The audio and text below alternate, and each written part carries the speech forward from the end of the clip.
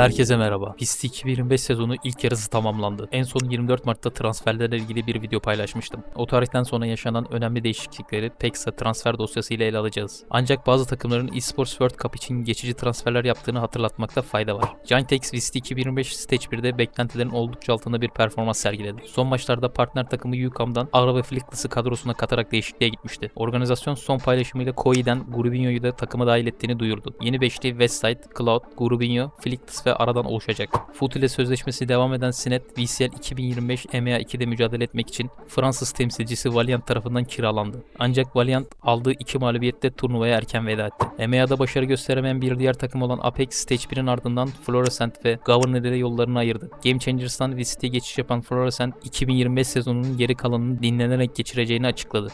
Governor'ın ayrılık sebebi ise fiziksel ve mental yorgunluk olarak belirtildi. Apex EVC elemeleri için Simon Dark ve Take transferlerini gerçekleştirdi. Team Liquid oyuncusu Nets vize sorunları nedeniyle Masters Toronto'nun ilk maçını kaçırabileceğini duyurdu. TL Nets'in yokluğunda Penny ile yola devam edecek. Gentleman's oyuncuları Zaipan, Kada, Click ve Robin'in sezonun ikinci yarısında yer almayacaklarını ve takım arayışında olduklarını açıkladı. Öte yandan M8, Vegaj ve Prox transferlerini gerçekleştirdi. Aynı zamanda kulübün Türk genç yıldız Comeback ile sözlü anlaşmaya vardığı söyleniyor. Bunun üzerine Comeback'in Stage 2 grup paylaşımına kum saati emojisiyle yanıt vermesi dikkat çekti. Navi sezonun ikinci yarısına Koalonop ile devam etmeyeceğini ve oyuncunun gelecek teklifleri değerlendirmesine izin verdiğini açıkladı. Kadro değişikliği yapması beklenen Koi, EVC elemeleri için BDG, Monster ve Netank ile anlaştı. Ayrıca teknik kadroya Simoz'u dahil etti. Loud yeni sezon öncesi kadrosuna kattığı Winnie, Tüz ve Digizin ile yollarını ayırdı. Kulübün sezonun ikinci aşamasını Robbie ve Virti ile sözlü anlaşma sağladığı belirtiliyor. Ayrıca koç STK ile yollarını ayıran Loud'un Türk koç Leader ile anlaşacağı konuşuluyor.